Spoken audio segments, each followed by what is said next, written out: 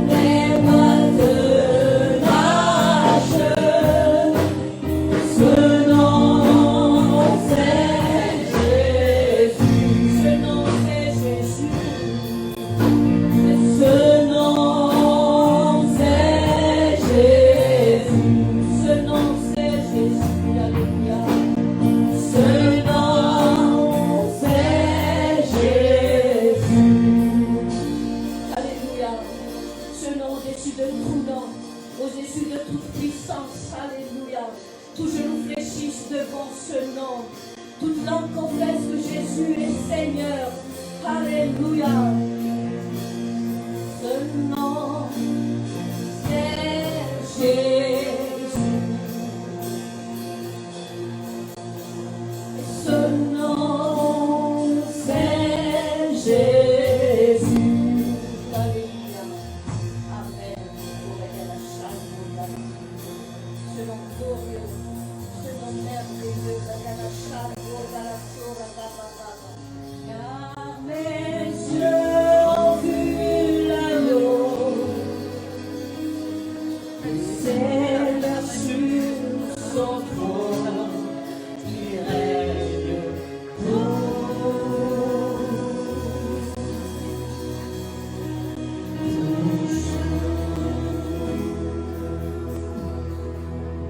car mes yeux ont vu l'agneau, le Seigneur sur son trône, il règne pour.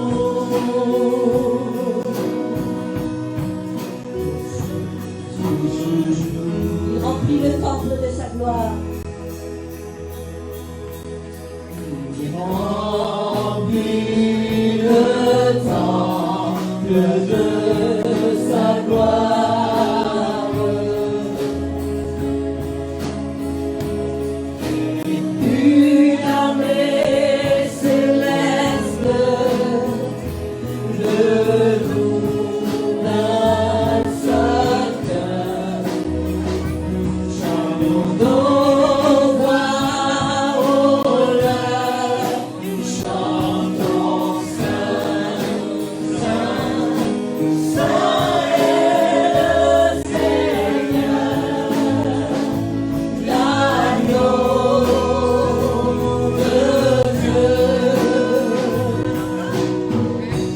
Oui, je le vois. Oui, je le vois.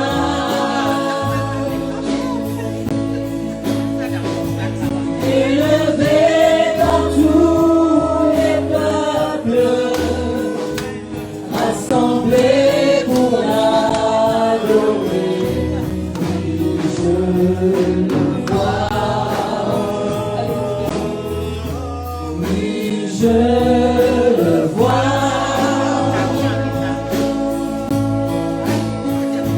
Mes yeux ont vu l'agneau, le Seigneur sur son trône, il règne toujours.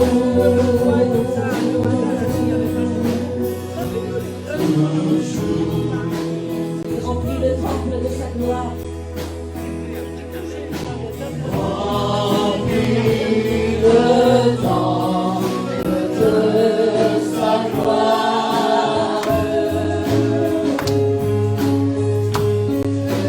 Une armée céleste le loue d'un seul cœur. Joignons nos voix au leur, chantons Saint, Saint, Saint est le Seigneur, l'agneau de Dieu. Oui, je le vois. Oui, je le vois. Élevé, élevé par tous les peuples, rassemblés pour l'adorer. Oui, je le vois. Oui, je le vois.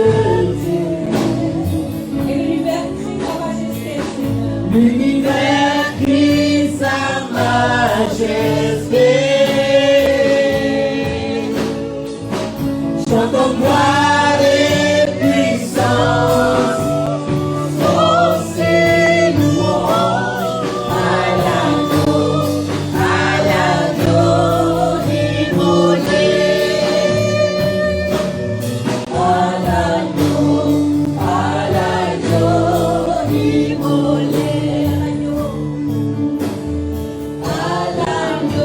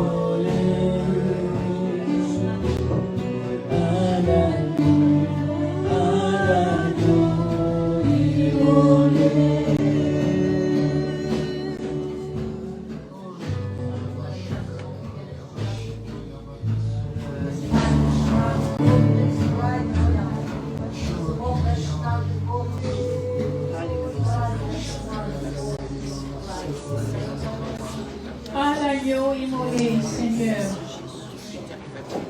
Alléluia. Seigneur, nous t'adorons encore ce matin, Seigneur, dans cette maison, Seigneur.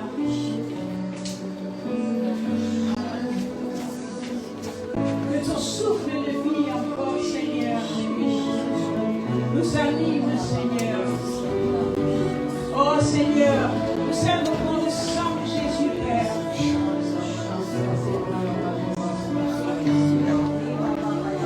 Afin que tout ce qui appartient encore à la mort soit brisé en nous, Seigneur. Et que ton souffle de vie nous anime encore ce matin, Père. Et anime ici, Seigneur, ceux qui n'ont pas pu être là ce matin, Seigneur. Et nous prions, Père, que leur souffle de vie encore puisse les animer, Père. Et nous prions même, Père, pour notre nation, Seigneur. Afin que le souffle de vie, Seigneur, de ton esprit, Père, puisse visiter et parcourir notre nation, Papa. Afin que cette louange, Père, cette louange, Seigneur, que tu as prévue, Père, sort aussi de cette nation, Seigneur. Oh, Père, dans le nom de Jésus, Père, et que ton esprit, Seigneur, ton esprit de vérité, ton esprit vient convaincre les cœurs, Seigneur, afin qu'ils se tournent vers toi, Père. Merci, Papa, pour ta présence, Père. Merci pour ton esprit, Père. Tu nous honores encore ce matin de ta présence, Père. Et nous t'honorons aussi, Seigneur. Nos cœurs s'élèvent vers toi, Seigneur.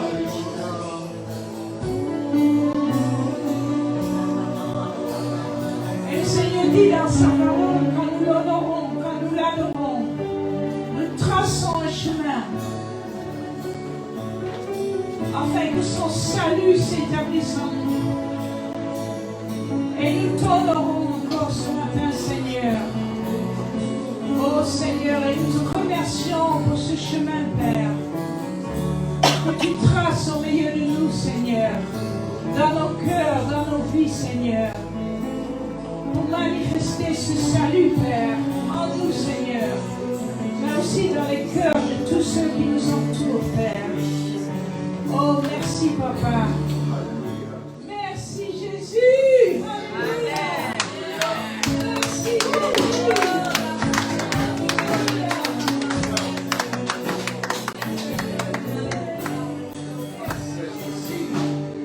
Alléluia. Merci, Jésus.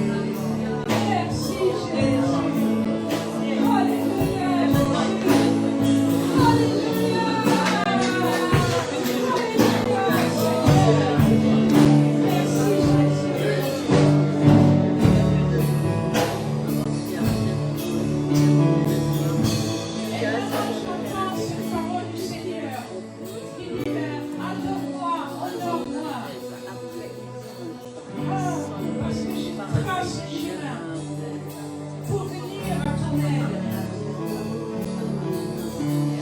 pour manifester la puissance dans ta vie, pour t'ouvrir les portes que tu as besoin qui s'ouvrent, pour aplanir tous ces obstacles devant toi et pour révéler mon salut et ma gloire. Et ce que je te demande, c'est de me louer, c'est de m'adorer et de laisser ma grâce couler sur toi. Alléluia. Merci Jésus. Jésus, Dieu Seigneur. Oh Jésus. Oh Jésus. Oh Jésus.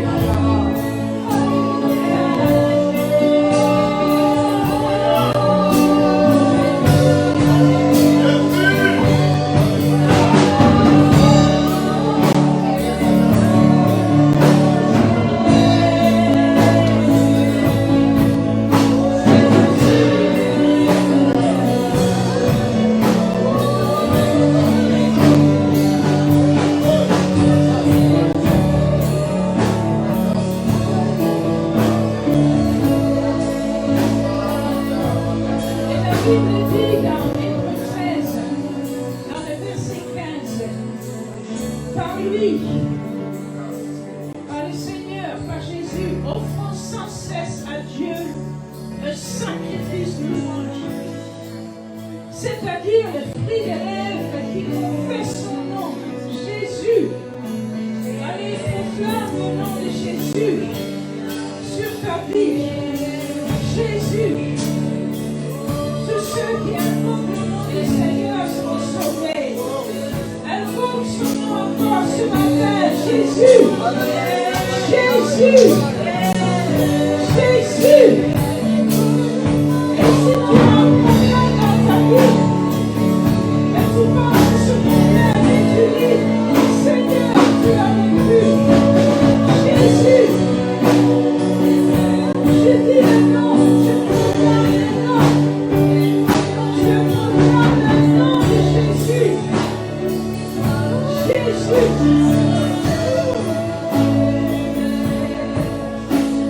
Et je crois, Seigneur. J'invoque ton nom, Seigneur. Et je crois. Et après, il dit, n'oubliez pas. Et n'oubliez pas. Et n'oubliez pas la bienfaisance et la libéralité. Car c'est dans de tels sacrifices que Dieu prend plaisir.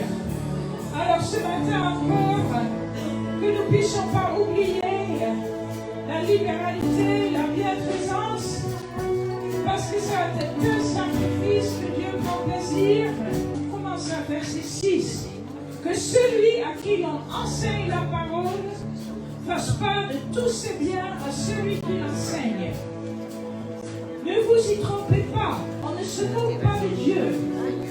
Ce qu'un homme aura semé, il le moissonnera aussi. Celui qui sème pour sa chair moissonnera de la chair la corruption. Mais celui qui sème pour l'esprit moissonnera de l'esprit la vie éternelle. Ne nous lassons pas, mes frères et sœurs. Ne nous lassons pas de faire le bien, car nous moissonnerons au temps convenable si nous ne nous relâchons pas. Ainsi donc, pendant que nous en avons l'occasion, pratiquons le bien envers tous et surtout envers les frères en la foi. Amen. Alors nous avons encore l'occasion de bénir l'Église du Seigneur, de donner nos dîmes, nos offrandes. Amen. Et à travers cela aussi, de rentrer dans la promesse de Dieu par rapport aux dîmes et offrandes, où il a dit que j'ouvrirai les écluses des cieux et je répandrai sur vous ma bénédiction en abondance et je menacerai celui qui dévore. Nous croyons que toutes les bénédictions de l'Ancien Testament sont oui et amen en Jésus-Christ. Alléluia. Amen. Et toutes les malédictions ont été brisées parce que Jésus les a portées à la croix. Alors je vous invite, et je vous invite aussi ce matin de faire une offrande pour notre frère qui vient nous apporter la parole. C'est pour bénir notre frère. Amen. Il nous a bénis, n'est-ce pas? Alléluia. Amen. Merci Seigneur. Tu bénis toutes ces offrandes, Père, et tu bénis aussi la suite de cette réunion. Que notre frère puisse encore, comme il a fait hier, Seigneur, avec force et avec manifestation de ton esprit, nous apporter ta parole pour nous encourager dans ton œuvre, Père, dans le nom de Jésus. Toi, alléluia, chantons, crions de joie, Jésus-Christ est sorti du tombeau. Victoire, victoire, alléluia, chantons, crions de joie, Jésus-Christ est sorti du tombeau. Victoire, victoire, alléluia, alléluia, chantons, crions de joie, Jésus-Christ est sorti du tombeau. Galilée, Galilée, Galilée, Galilée, Galilée, je viens de la Galilée. Jésus m'a chargé d'annoncer à tous mes frères qu'il est ressuscité. Galilée, Galilée, Galilée, Galilée, Galilée, je viens de la Galilée. Jésus m'a chargé d'annoncer à tous mes frères qu'il est ressuscité. Il est ressuscité. Il est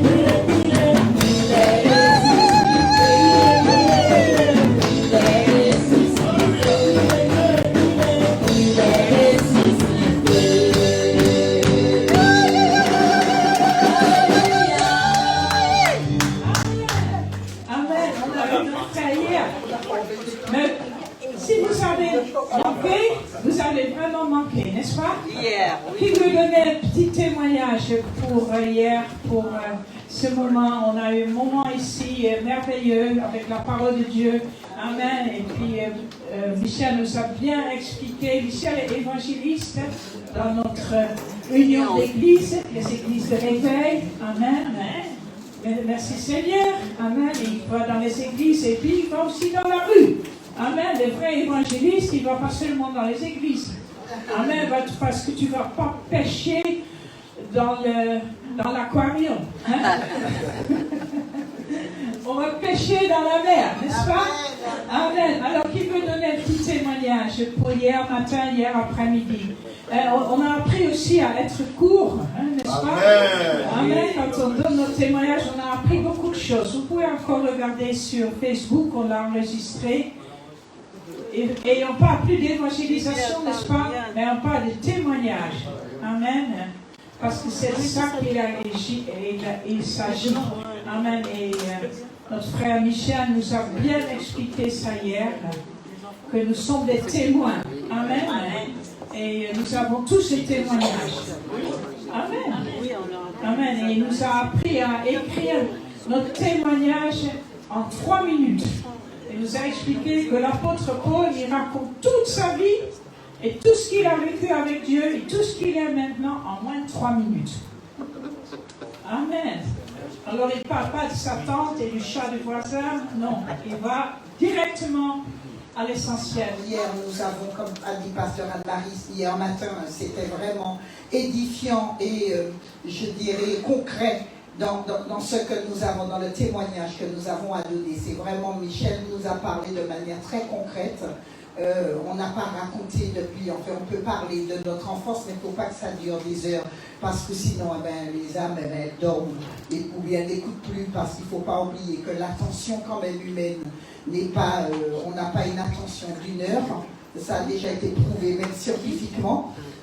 Et hier après-midi, nous avons mis en application effectivement ce que nous avons appris. Alors le Seigneur nous a vraiment bénis parce qu'il y a eu beaucoup de personnes qui sont passées.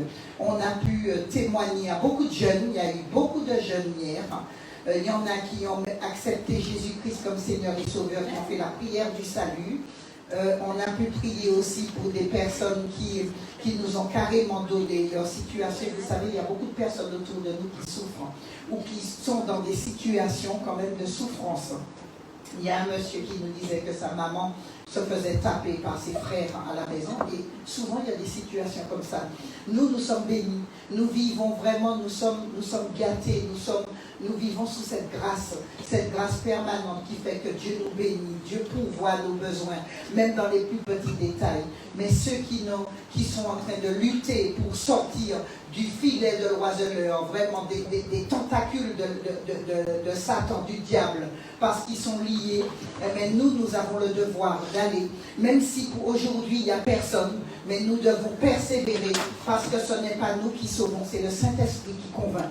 Nous, Dieu nous a donné simplement un mandat qui est aller porter la bonne nouvelle.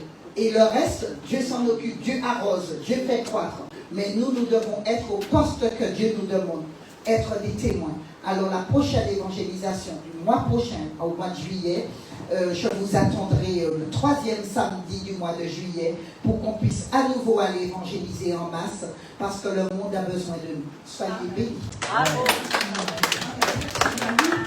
Merci. Et le 14 juillet, hein, Jacques, on aura de nouveau un concert. On va faire mieux, il fera moins chaud. Alors ça va attirer plus de gens, mais on va faire pareil avec les autres églises. Et ça sera à 16h, l'après-midi. Ok, merci Seigneur. On va accueillir notre frère évangéliste Michel Rivier. Michel, merci d'être venu. Merci Anne-Marie. Bonjour à tous.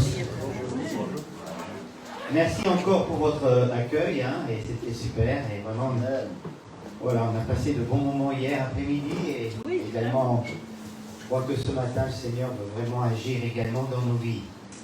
Donc, je me présente très rapidement pour ceux qui ne me connaissent pas. Donc, je m'appelle Michel Rivier, j'ai 3 garçons mariés, 3 fils, et on a 10 petits-enfants. Voilà.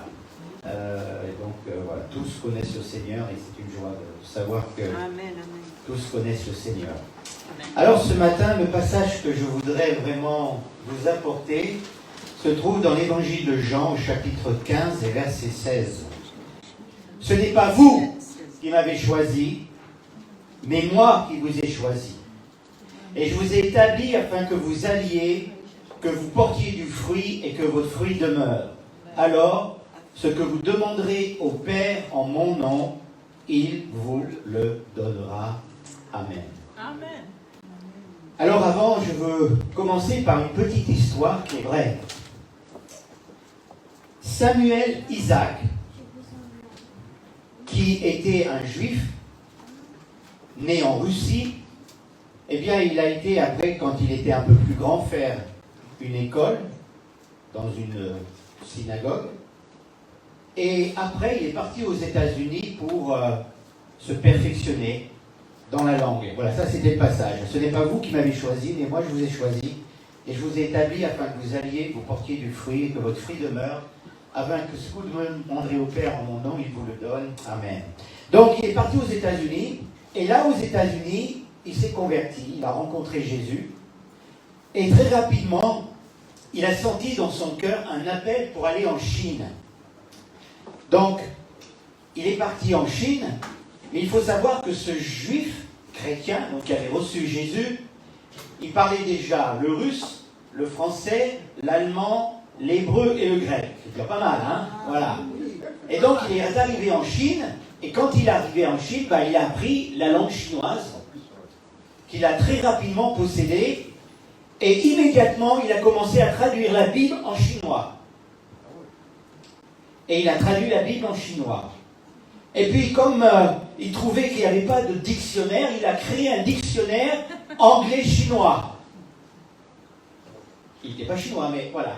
Il était doué pour les langues. Amen. Et puis, ça a continué comme ça. Et un jour, on lui a demandé de prendre la direction de toute la traduction de la Bible en différents langages, en différentes langues, différents dialectes. Et donc il a commencé, et quand il a commencé à traduire, il a eu une attaque cérébrale. paralysé. Il était sur un fauteuil roulant, il ne pouvait pas se laver, il avait besoin de quelqu'un. Il pouvait parler, bien sûr, il pouvait réfléchir, bien sûr, et il pouvait bouger uniquement. Le seul mouvement qu'il pouvait bouger, c'était ça et l'index. C'est tout ce qu'il pouvait faire. Il ne pouvait pas bouger les pieds, il ne pouvait pas bouger, il ne pouvait pas se lever, il ne pouvait pas marcher. La seule chose qu'il pouvait faire, c'est bouger à peine sa main et bouger son doigt. Et avec ce doigt, il a traduit la Bible en différentes dialectes. Avec un doigt. Et il a fait ça pendant de nombreuses années. C'est ce doigt unique qui a permis de traduire la Bible en plusieurs dialectes chinois et permettre ainsi, par la suite, l'évangélisation de la Chine. Par un gars qui était paralysé, incapable de bouger, il pouvait parler, il pouvait raisonner, il ne pouvait rien faire d'autre que bouger son doigt. Bougez vos doigts là, allez. Vous voyez? Avec ça, il a traduit la Bible. Avec un doigt. Il tapait sur sa machine. Parce qu'il n'y avait pas encore d'ordinateur. Ben oui, il n'y avait pas d'ordinateur. C'était en 1870. Donc il n'y avait pas d'ordinateur encore. Hein. Ah oui. Avec son doigt, il a traduit toute la Bible. Qu'est-ce que je veux dire par là? Dieu veut t'utiliser comme tu es. Amen. Comme tu es. Parce que ce qu'il faut savoir, frères et sœurs, c'est que chacun d'entre nous, on est un gant, comme un gant. Vous voyez, j'ai 3 sortes de gants. Ça, c'est un gant de jardin. Avec ce gant, je peux aller dans un jardin, enlever des ronces, des choses, il n'y a pas de problème. C'est un gant épais, il n'y a aucun problème. Ça, c'est un gant pour faire de la vaisselle ou faire du ménage dans la maison. Ça, c'est un gant plutôt chirurgical pour les médecins. On voit bien que ces gants sont tous différents. Jamais vous verrez un chirurgien, vous allez à l'hôpital, vous allez vous faire opérer, et jamais vous verrez un chirurgien, bon, passez-moi les outils, je vais travailler comme ça dans votre corps. Il est complètement fou. C'est impossible pour ce gant de faire une intervention chirurgicale. Comme c'est impossible avec ce gant, eh bien, d'aller enlever des ronces, enlever des épines, aller dans le jardin, parce qu'il va se casser, il va se briser. Pourtant, il est utile. Ce que je veux dire, c'est que chacun d'entre nous, ce matin, dans cette église, tu es un gant. Chacun d'entre nous. Et chacun d'entre nous, on a une fonction différente. Amen. Peut-être toi, tu es un gant de jardin. Peut-être Jacques, au fond, tu es un gant pour faire la vaisselle. Peut-être moi, j'ai un gant pour faire de la chirurgie. Chacun d'entre nous, on a un gant. On est un gant. Et beaucoup de chrétiens disent, oh ben moi, je ne peux rien faire. J'ai tellement de problèmes, j'ai tellement de difficultés, j'ai tellement de problèmes que je ne peux rien faire. Mais non! Amen. Amen. Amen. Tu es un gant. Amen. C'est-à-dire que Dieu, on l'a lu dans ce passage, Dieu t'a choisi et t'a établi afin que tu ailles et que tu portes du fruit. Amen. Amen. Chacun d'entre nous, ce matin, nous sommes un gant. Amen. Tu es utile. Amen. Tu es utile pour le Seigneur. Amen. Quelle que soit ta situation, quel que soit ton pays, quel que soit, tu es utile. Tu es un gant. Et une chose importante, chaque gant est différent. Amen. C'est-à-dire que, par exemple, toi, tu peux faire des choses que moi je ne peux pas faire. Comme moi je peux faire des choses que tu ne peux pas faire. Il y a des gens qui disent, mais moi j'aime bien, je veux faire ceci, cela. Non, le Seigneur peut-être t'a donné d'être un gant de jardin ou d'un gant de vaisselle, eh bien c'est ton ministère. Il y a des gens qui veulent changer. Non, Dieu t'a appelé à être ceci, eh bien utilise ceci. Et ce qui est important de savoir, c'est que ce gant, il ne sert à rien s'il est posé là. Amen. Mais si la main rentre dans ce gant,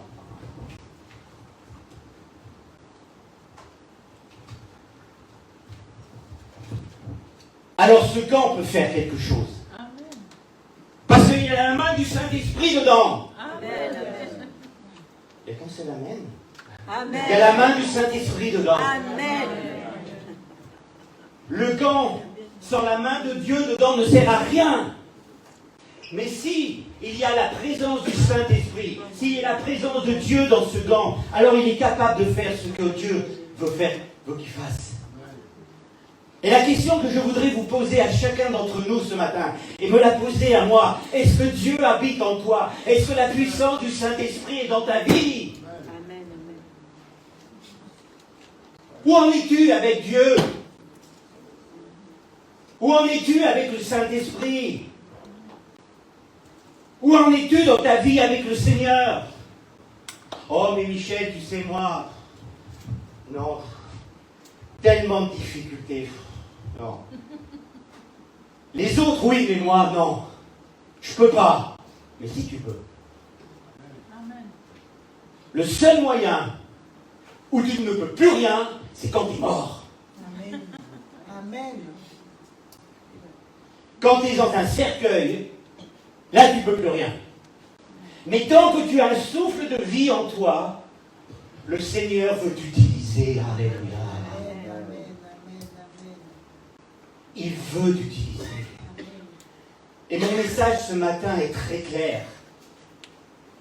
Nous devons, frères et sœurs, accepter que toute la puissance, toute la main de Dieu, God's hand, la main de Dieu, soit dans mon gant, pour me changer, pour me transformer, pour faire des belles œuvres qu'il a préparées. Mais est-ce qu'on le veut? Parce qu'il y a quelque chose d'étonnant. Ce Dieu grand, ce Dieu puissant, ce Dieu extraordinaire qui a ouvert la mer Rouge en deux, on peut lui dire non. Bon, on est poli avec Dieu, on lui dit pas non. Mais on dit plus tard, je suis trop jeune, je suis trop vieux, je suis malade, j'ai des problèmes. Plus tard, pas aujourd'hui, plus tard. On peut dire non à Dieu. Et on a un exemple dans la Bible. C'est quand les Israélites vont rentrer dans le pays de Canaan. Le trajet pour aller de là où ils étaient au pays de Canaan, c'est à peu près 15 jours. Avec des chameaux, 15 jours. Ils ont fait ce chemin en 40 ans.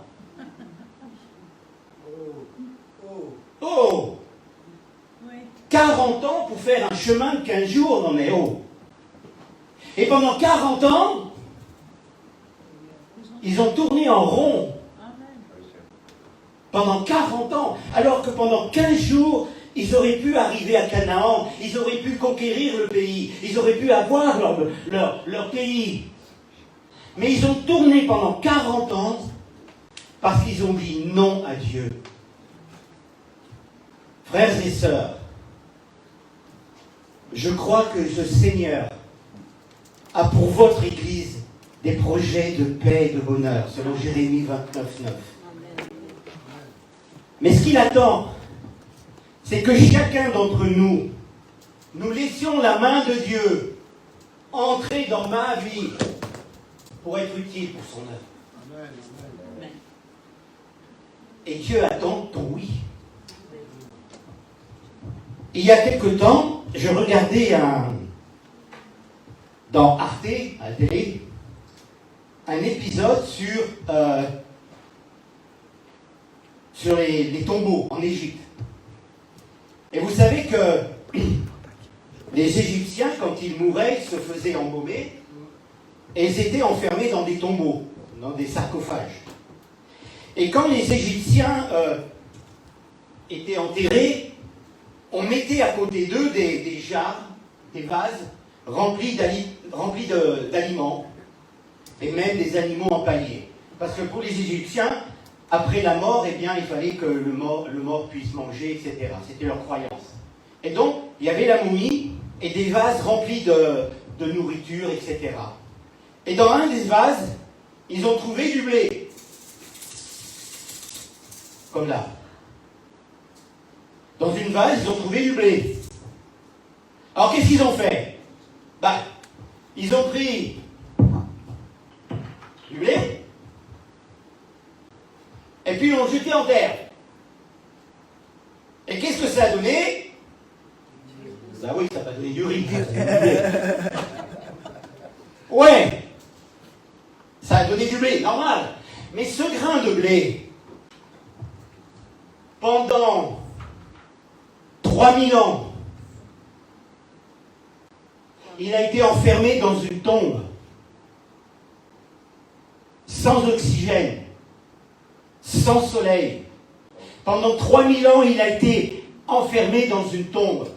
Et quand ils ont sorti ce grain de blé datant de 3000 ans et qu'ils l'ont mis en terre, ça a donné du fruit. C'est-à-dire que la puissance de croissance, la puissance de germination de ce grain de blé n'avait pas disparu pendant 3000 ans. Ce grain de blé était toujours aussi actif.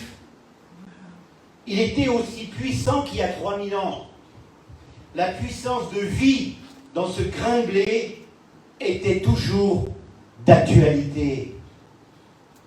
Ce que je veux dire pratiquement, moi je suis très praticable, ce que je veux dire pratiquement, Dieu attend que tu lui répondes. Amen, amen. Il t'a donné quelque chose.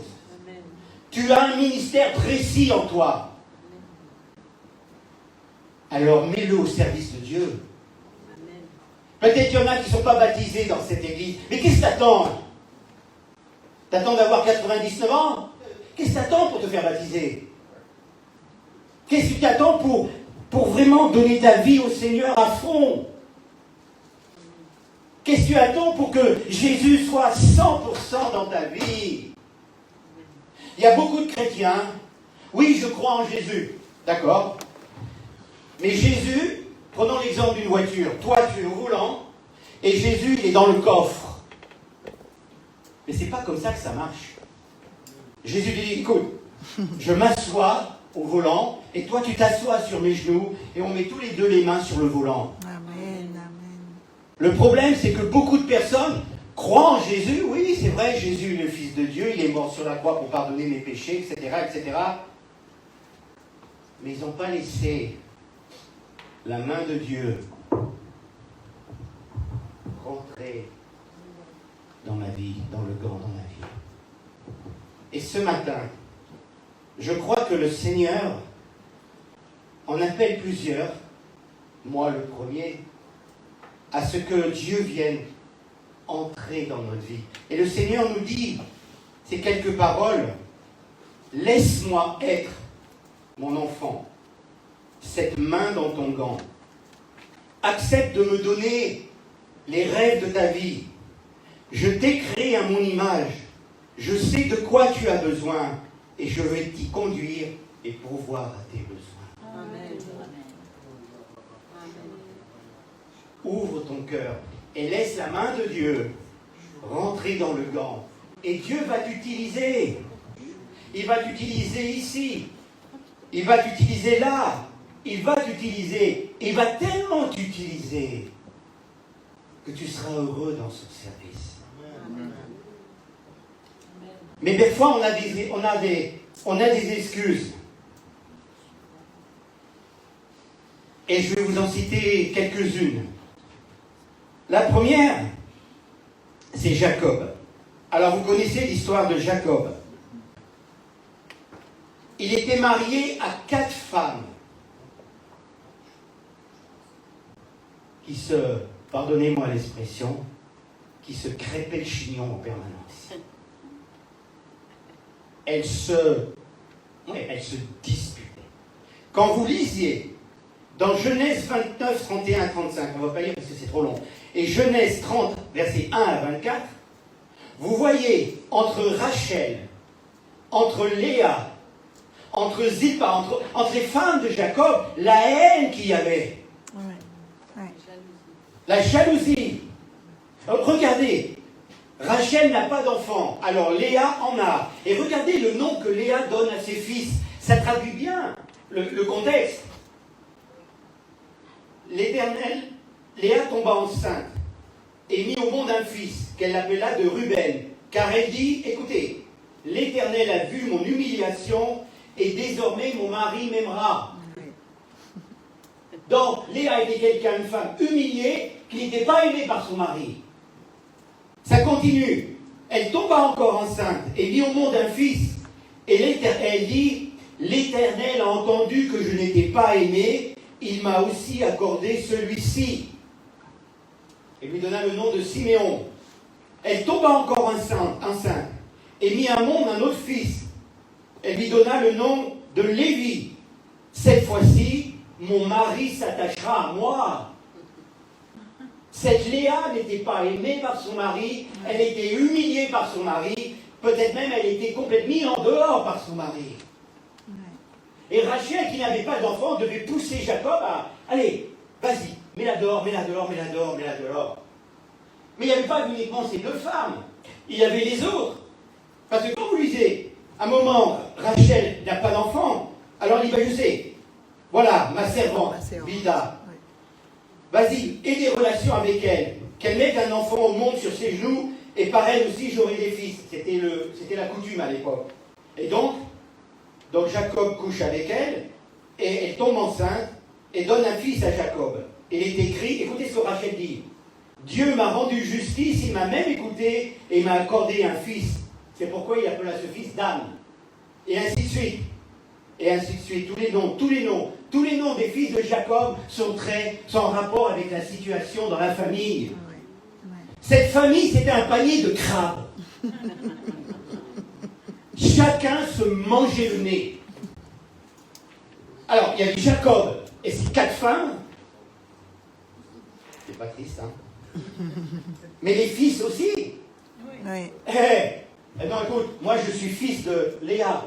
Toi, t'es fils de Rachel, t'as rien à voir. Il y avait de la tension. Oui.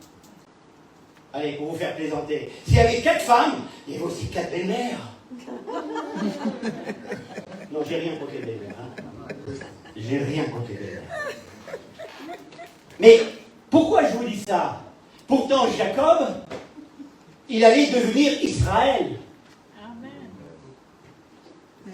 Qui aurait parié sur Jacob? Personne. Une famille en bagarre perpétuelle. Une famille où il y avait la jalousie, les disputes, les coups bas, les amertumes, les fils qui se disputaient.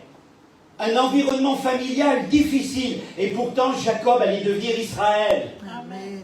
Qu'est-ce que je veux dire par là? Pratico-pratique, toujours. Ce n'est pas mon frère, ma sœur. Parce que tu vis une situation familiale difficile actuellement. Avec ton mari, avec ton épouse, peut-être avec ton ex ou ta ex, ou avec tes enfants. Ce n'est pas parce que tu vis une situation difficile en ce moment que Dieu ne veut pas l'utiliser. Alléluia. Amen. Amen. Amen. C'est vrai. Dieu veut t'utiliser. Amen. Même si actuellement dans ta famille c'est une catastrophe, Dieu te dit, je t'appelle, j'ai besoin de toi, laisse-moi seulement mettre ma main dans ta vie. Alléluia. Amen.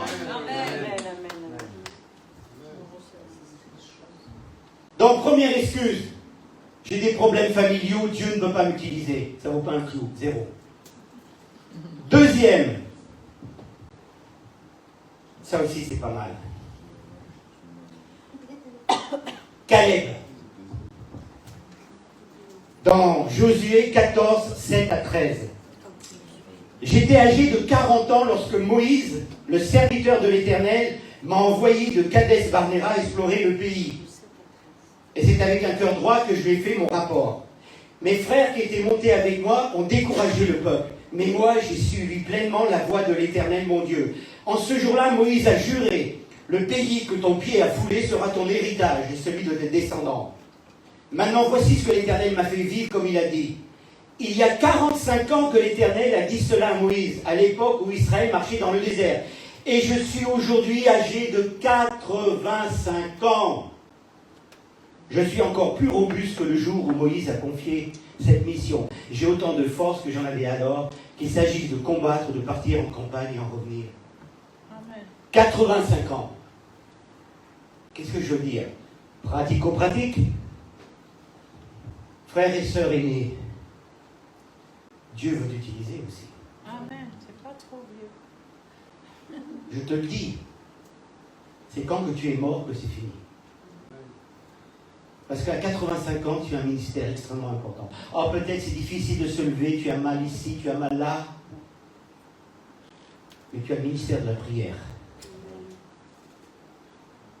Et le ministère de la prière, c'est le plus grand des ministères. Le plus secret, mais le plus puissant de la prière. Quand on voit les réveils qui arrivent dans le monde, les réveils spirituels, souvent toujours, sont apportés par des hommes et des femmes de prière. Et puis une autre personne, c'est le prophète Amos. Alors Amos, dans la Bible, c'est un petit prophète. Et pourquoi je vous parle de lui? Parce qu'il avait deux métiers en plus du prophète. Il était gardien de troupeau, donc il élevait des moutons. Et deuxièmement, il cultivait les sycomores. Alors les sycomores dans la Bible, ce sont des arbres qui font à peu près 15 à 20 mètres de haut. Et le travail d'Amos, il devait grimper aux arbres, aller sur les branches, et avec un couteau, il devait inciser chaque fruit pour permettre ce fruit de parvenir à maturité. Et le sycomore donnait donc des fruits pour les animaux ou pour les gens pauvres du pays. Alors vous imaginez, Amos, toute la journée, il était dans les arbres à 15 mètres de hauteur. Un métier difficile, dangereux. Il aurait pu tomber et se tuer. Et la nuit, il gardait les moutons et les troupeaux. Moi, je me pose la question, mais comment il faisait pour dormir? Et pourtant, il a été appelé de Dieu comme prophète. Pratico-pratique, qu'est-ce que je veux dire? Ce n'est pas parce que tu as un métier difficile, un métier fatigant, un métier que quand tu rentres chez toi le soir, voilà, comme tu rentres chez toi ce soir, tu vois le canapé, tu te laisses tomber. Ah, ça délire. C'est pas parce que tu as un métier difficile, dangereux peut-être même, un métier où ça demande beaucoup de concentration, merci. C'est pas parce que tu as un métier difficile, demandant beaucoup de concentration, un métier qui est fatigant physiquement, que Dieu ne veut pas t'utiliser. Amen. Oh Michel, j'ai tellement de travail. Quand je rentre le soir, je suis... Et en plus, il faut aller à l'église. Il faut témoigner. Non, je ne peux pas. Et bien alors, moi, c'est ce qu'il a fait, lui. Non seulement il avait un métier qui lui prenait toute la journée, mais encore, il devait garder la nuit les moutons et les bœufs.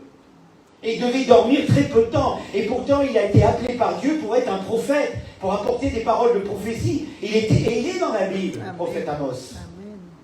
Regardez Amos. Retournez chez vous, lisez le prophète Amos. Vous verrez qu'à un moment donné, Amos dit « Je suis simplement un éleveur de sycomores et gardien de troupeaux. » Donc, tu n'as aucune excuse. Tu entends? Aucune excuse pour ne pas travailler pour le Seigneur. Parce que tu es un gant particulier. Il suffit simplement que tu dises, Seigneur Jésus, que ta main rentre dans ma vie. Et ainsi, je pourrai être utilisé par toi là où tu veux que je sois. Mais le veux-tu? Dieu ne se repent pas de ses dons et de ses appels. De quoi? Mais il attend. Mais il attend. Il attend. Il attend. Réponds-lui ce matin. Parce que je crois que vous êtes assez nombreux dans cette salle ce matin pour révolutionner la vie de Sergi. Amen. Amen. Il n'y a pas besoin de centaines de personnes. Si vous êtes là et que vous désirez vraiment que Jésus soit reconnu, que Jésus soit glorifié, que Jésus soit connu dans cette métropole de Cergy, eh bien, il faut que chacun d'entre nous puissions venir à la croix. Amen. Poser nos genoux par terre en disant, Seigneur, me voici. Que ta main, Saint-Esprit, vienne habiter ce gant que je suis.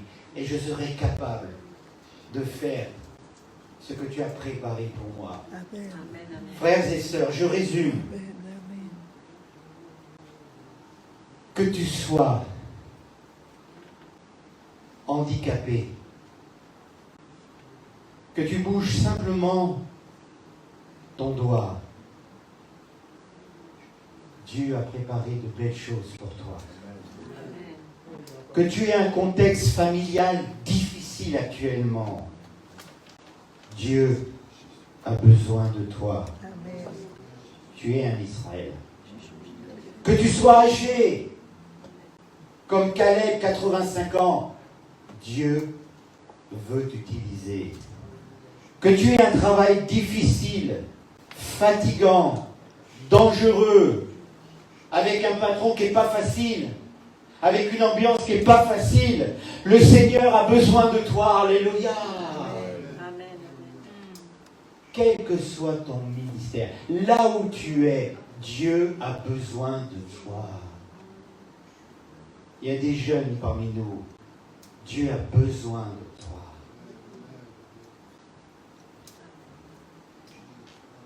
To the young people, Jesus wants to use you for His kingdom. Not tomorrow, but now. It's God's time for you. Pardon, je parle en anglais parce qu'il y a des chrétiens anglais. It's God's time for you. Not tomorrow, but now, today. Because if you wait, it will be too late. Now, it's God's time for you. Maintenant, c'est le temps de Dieu pour chacun d'entre nous. Give your heart to Jesus. Donnez votre cœur à Jésus. Que vraiment, la main de Dieu rentre dans notre vie. Et le Seigneur va nous utiliser. Et tout est utile. Dans une maison. Dans une maison. Si le jardin n'est pas beau et n'importe comment, c'est moche. Donc il y a besoin du gant pour enlever les ronces, les épines, etc., etc. Dans une maison, s'il y a de la vaisselle partout, si c'est sale, eh bien on a besoin de gants pour nettoyer. Voilà, je ne vais pas mettre ma main dedans, il est cassé. Pour nettoyer la maison. Et puis parfois il y a des gestes qui demandent vraiment minutieux. On a besoin de ce gant. C'est-à-dire que tous, dans cette salle ce matin, nous pouvons être utilisés par la puissance de Dieu. Amen, amen. La seule chose, est-ce que tu le veux?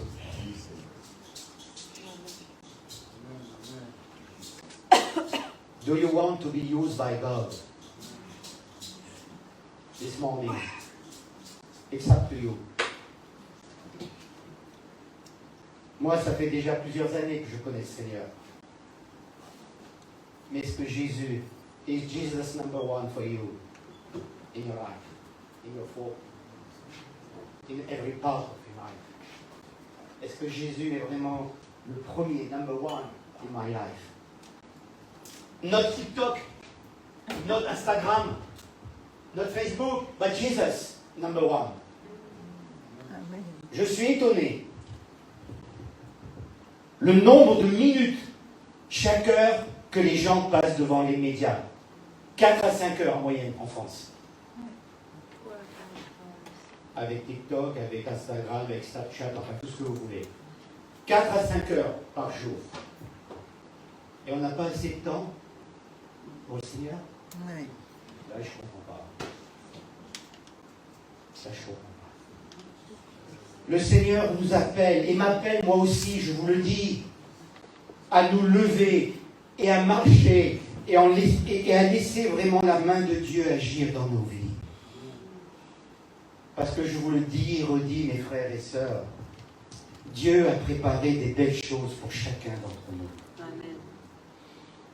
Mais le voulons-nous? Le voulons-nous?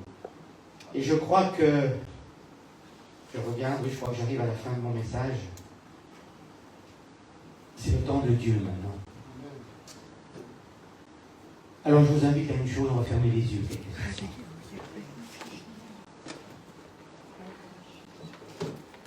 D'abord, on va fermer les yeux. Et je laisse le Saint-Esprit maintenant agir dans nos cœurs, dans mon cœur. Au nom de Jésus, Saint-Esprit, agis dans mon cœur maintenant.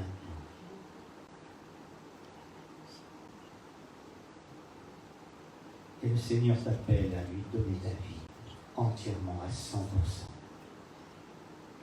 Quelle que soit ta vie. Alors si tu veux vraiment, oui, écoute.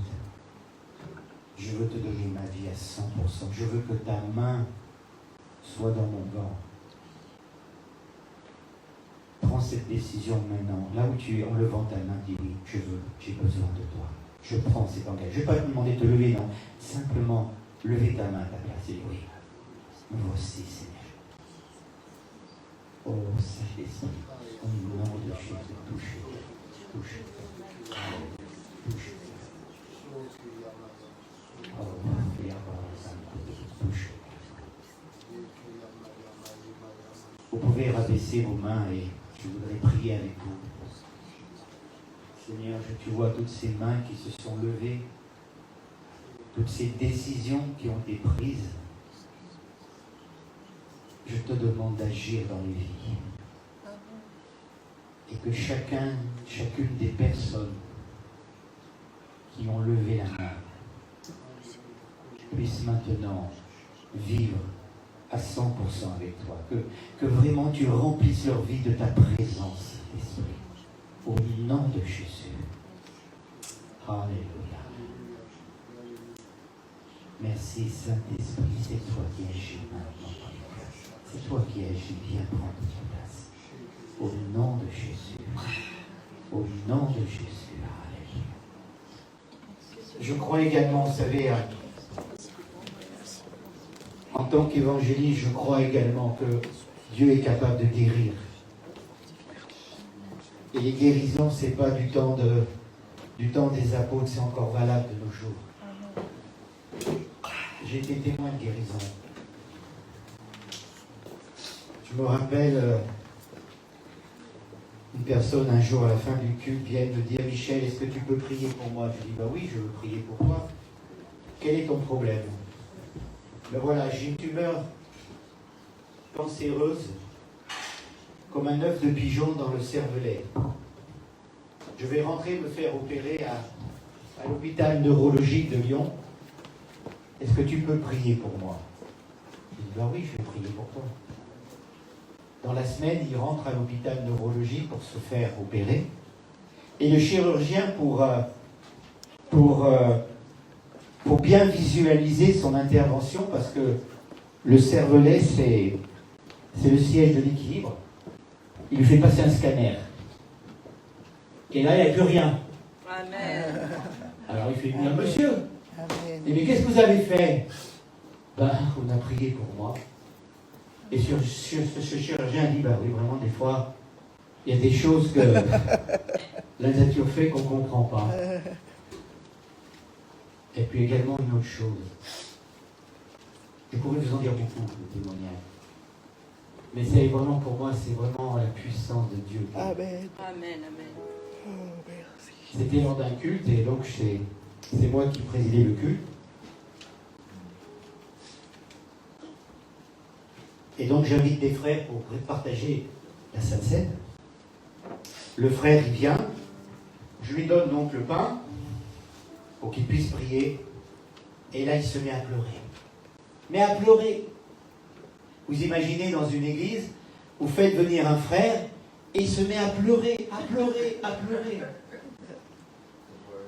Alors je dis, mais Joachim, qu'est-ce qui t'arrive? Et en pleurs, il dit ceci. Priez pour mon petit-fils Enzo. Il est né samedi, donc hier, sans gros intestin. Et lundi, il va se faire opérer à l'hôpital de Brousse pour qu'on lui mette un anus artificiel pour permettre aux aliments d'aller dans cette poche. Et dans quelques mois, on lui refera un gros intestin avec du plastique, enfin peu importe. Priez pour lui. Alors j'ai dit à l'église, bon écoutez, on ne prend pas la Sainte Seine, je demande à toute l'église de prier pour Enzo. Et toute l'église a prié pour Enzo. Ça s'est passé comme ça. L'après-midi, l'infirmière rentre dans la chambre d'Enzo. Enzo est seul dans la chambre. Elle sent une odeur de sel. Elle ne comprend pas. Pourtant, il y a qu'Enzo dans la chambre. Elle s'approche d'Enzo, effectivement, ça sent une odeur de sel. Elle enlève la couche d'Enzo, elle voit des sels. Elle ne comprend pas du tout. Elle appelle l'interne de garde qui arrive. On ne comprend pas du tout. Ils appellent le médecin senior qui arrive, qui fait l'échographie. Et devinez, suite à l'échographie, qu'est-ce qu'il voit? Un gros intestin. Amen. Ça, c'est un miracle. Dieu est le Dieu des miracles. Et je prie pour les malades, parce que je sais qu'encore d'annoncer l'évangile, c'est le plus important. Mais la Bible nous dit que lorsque l'évangile était annoncé, ils imposaient les mains aux malades et les malades seront guéris. Oui, je crois en la guérison divine. Je crois que Jésus, à la croix, non seulement est mort pour pardonner nos péchés, mais il est mort également pour nous guérir de toutes nos maladies. La Bible nous dit que c'est par les meurtrissures de Christ que nous sommes guéris. Alléluia.